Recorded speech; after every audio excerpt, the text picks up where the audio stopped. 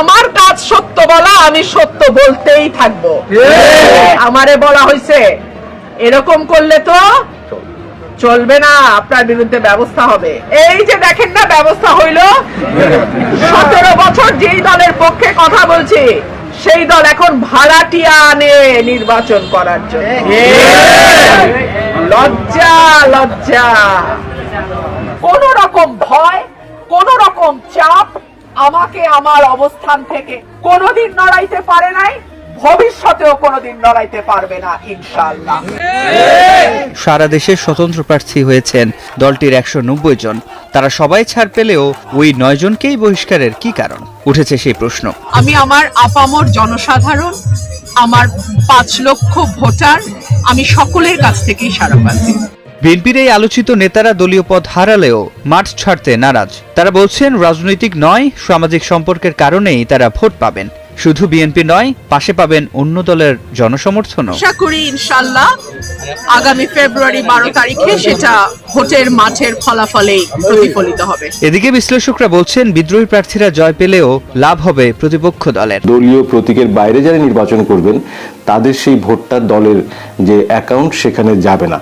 ফলে উচ্চকক্ষের যেখানে আমাদের আনুপাতিক হারে নির্ধারিত হবে সেক্ষেত্রে এটা দলের অবস্থানকে খানিকটা দুর্বল করার সম্ভাবনা রয়েছে। এমনকি যদি জয়লাভ নাও করে তাহলেও যে ভোট ব্যাংকগুলো আছে সেই ভোট ব্যাংকের উপরে চাপ পড়বে। দর্শক, জুলাই গণঅভ্যুত্থানের পরে বাংলাদেশে আসন্ন জাতীয় সংসদ নির্বাচনকে সামনে রেখে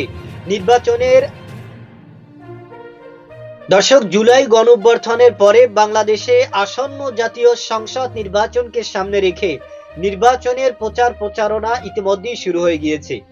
এই নির্বাচনের আলোচনায় টুঙ্গে রয়েছে ব্রাহ্মণবাড়িয়ায় 2 আসন, যেখানে রয়েছেন ব্যারিস্টার রুমিন ফারহানা। এই ব্যারিস্টার রুমিন ফারহানা দীর্ঘ 18 বছর এই দলের জন্য সংগ্রাম করে লড়াই করে শেষমেশ তাকেই কিনা দল থেকে বহিষ্কার করা হয়েছে।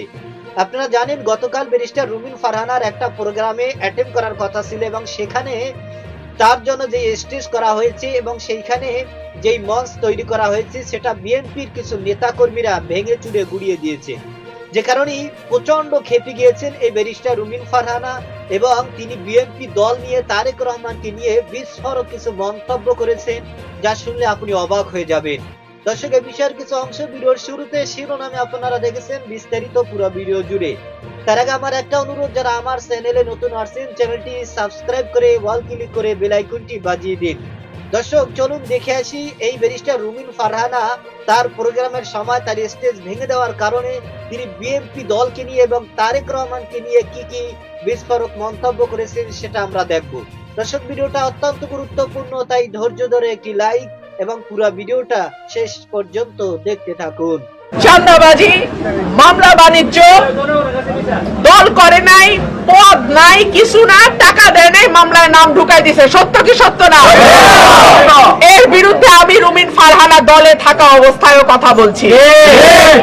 সত্য এবং সতের সঙ্গে আল্লাহর সাহায্য থাকে, আর যেখানে মালিকের সাহায্য থাকে দুনিয়ার কোন শক্তি তাকে পরাজিত করতে। প্রিয় ভাইরা আমার, 5 তারিখের পরে আপনারা দেখেছেন কিভাবে বাংলাদেশের সব জায়গায় চাঁদাবাজি, মামলা বাণিজ্য, দল করে নাই, পদ নাই, কিছু না, টাকা দেয় নাই, মামলায় নাম ঢুকাই দিছে। সত্য কি সত্য না? এর বিরুদ্ধে আমি রুমিন ফারহানা দলে থাকা অবস্থায়ও কথা বলছি। এই সত্য কথা পছন্দ হয় নাই। বিরোধী দলে থাকলে সত্য কথা মিঠা লাগে, সরকারে গেলে সত্য কথা তিতা লাগে। আমি কি করব? আমার কাজ সত্য বলা, আমি সত্য বলতেই থাকবো। যখন আজ থেকে 1 বছর আগে আমি চাঁদাবাজি নিয়ে বলছি, মামলা বাণিজ্য নিয়ে বলছি, বালু ব্যবসা নিয়ে বলছি, মাটি ভরাট নিয়ে বলছি, মানুষের দোকান দখল, ব্যবসা দখল নিয়ে বলছি, আমারে বলা হয়েছে এরকম করলে তো চলবে না, আপনার বিরুদ্ধে ব্যবস্থা হবে। এই যে দেখেন না ব্যবস্থা হইল। 17 বছর যেই দলের পক্ষে কথা বলছি সেই দল এখন ভাড়াটিয়া আনে নির্বাচন করার জন্য। লজ্জা লজ্জা। রাজনীতির মজা হইল আজকে ক্ষমতা তো কালকে বিরোধী, কালকে বিরোধী তো আজকে ক্ষমতা। ক্ষমতায় গেলে সত্য কথা যদি হজম না হয় তাহলে কেমনে হবে?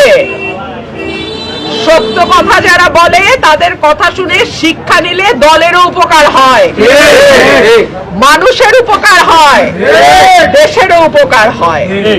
আপনাদের কাছে অনেকেই বলবে যে উনি তো আর সরকারি দলের এমপি হবে না, উনি হবে স্বতন্ত্র, তাহলে উন্নয়ন হবে কেমনে? হাসিনার মতন এত শক্তিশালী শাসকের বিরুদ্ধে যদি একা আওয়াজ তুলতে পারে তো আর কোন সরকার তো দুধ ভাত। সত্য এবং সতের সঙ্গে আল্লাহর সাহায্য থাকে, আর যেখানে মালিকের সাহায্য থাকে দুনিয়ার কোন শক্তি তাকে পরাজিত করতে পারে না। আপনাদের দোয়া ভালোবাসা আগে যেমন পাইছি আগামীতেও চাই। আশা করি আপনারা আমার সঙ্গে থাকবেন ইনশাআল্লাহ। আমি আপনাদের সঙ্গে ছিলাম, আছি, থাকবো। কোন রকম ভয়, কোন রকম চাপ আমাকে আমার অবস্থান থেকে কোনোদিন নড়াইতে পারে নাই, ভবিষ্যতেও কোনোদিন নড়াইতে পারবে না ইনশাআল্লাহ।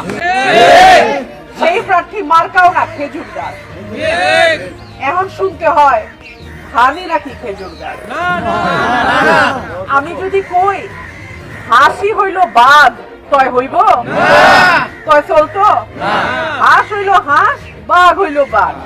খেজুর গাছ হইল মরুভূমির গাছ, আর ধান হইল আমরার প্রাণ। কেমনে খেজুর গাছ ধান হয় জানি না। আমার মনোনয়ন বৈধ ঘোষিত হয়েছে। আগামী 12ই ফেব্রুয়ারি বাংলাদেশে যে জাতীয় নির্বাচন হতে যাচ্ছে, এই নির্বাচনটি নানান কারণেই অত্যন্ত গুরুত্বপূর্ণ। এই নির্বাচনটি আশা করব অবাধ, সুষ্ঠু, নিরপেক্ষ হবে। আশা করব এই নির্বাচনে যে যেই দলের প্রার্থী হোক না কেন, যে যেই দলকেই সমর্থন করুক না কেন, প্রত্যেকটা ভোটার ভোট কেন্দ্রে যেতে পারবে কোন রকম কোনো বাধা বিপত্তি ছাড়া। আমাদের মা বোনেরা আনন্দ উৎসব করে ভোট দিতে যাবে। আশা করি এই নির্বাচনটি সকলের জন্যই উন্মুক্ত থাকবে, সকলেই এই নির্বাচনে আনন্দ উৎসবের সঙ্গে অংশ নিতে পারবে। দর্শক, আপনারা জানেন ব্যারিস্টার রুমিন ফারহানা বিএনপি দলের জন্য দীর্ঘ 18 বছর লড়াই করেছেন, সংগ্রাম করেছেন এবং এই দলের জন্য তিনি কষ্ট করেছেন। সুতরাং যে কষ্ট করেছেন তাকে অবশ্যই তার প্রাপ্য এবং তার অধিকার বুঝিয়ে দেওয়া উচিত, যেটা বিএনপি দল করে নাই।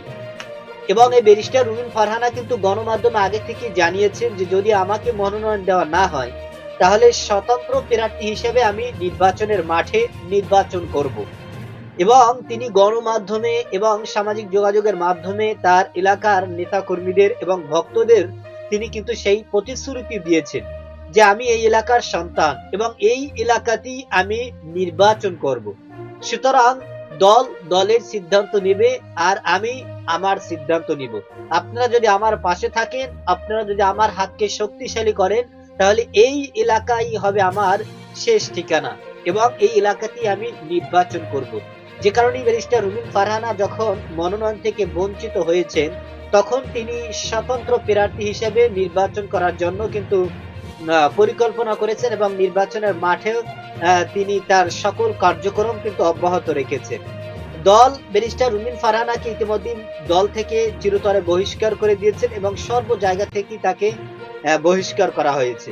যে কারণে এই ঘটনাকে নিয়ে, ইস্যু নিয়ে সামাজিক যোগাযোগের মাধ্যমে ভয়াবহ আলোচনা এবং উত্তেজনা সৃষ্টি হয়েছে যে বিএনপি দল এই কাজটা কোনোভাবেই ঠিক করেনি।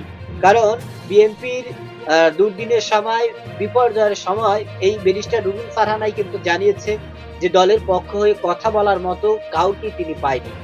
আপনারা দেখেছেন গণমাধ্যমে, সামাজিক যোগাযোগের মাধ্যমে, টক শোতে, সব জায়গায় এই ব্যারিস্টার রুমিন ফারহানা তার দলকে সামনে রাখার জন্য, তার দলকে নতুন জীবন দেওয়ার জন্য তিনি সবসময় নিজেকে হুমকির মুখে পড়ার পরেও তিনি এই দলের জন্য কথা বলেছেন, এই দলের জন্য তিনি লড়াই করেছেন, সংগ্রাম করেছেন। যে কারণে এবার ব্যারিস্টার রুমিন ফারহানা অত্যন্ত খেপেছেন যে দলের জন্য 18 বছর কষ্ট করার পরেও আমি মনোনয়ন পাইনি, কিন্তু এমন কাউকে মনোনয়ন দেওয়া হয়েছে যারা এই দলের মধ্যেই ছিল না, তারা এই দলের সাথে সম্পৃক্তই ছিল না, বরং তাদের দল এবং তাদের মার্কা তাদের সবকিছুই অন্য দলের থাকার পরেও তাদেরকে এখন ভাড়াটিয়া হিসাবেই এই দলের পক্ষ থেকে মনোনয়ন দেওয়া হয়েছে।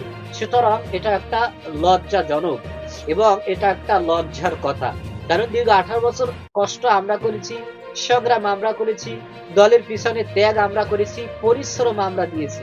সুতরাং সেখানে আমাদেরকে বঞ্চিত করে অন্য কাউকে ভাড়াটিয়া হিসেবে মনোনয়ন দেওয়া এবং তাকে প্রার্থী ঘোষণা করা, এটা আসলে কোনোভাবেই সমুচিত হয়নি।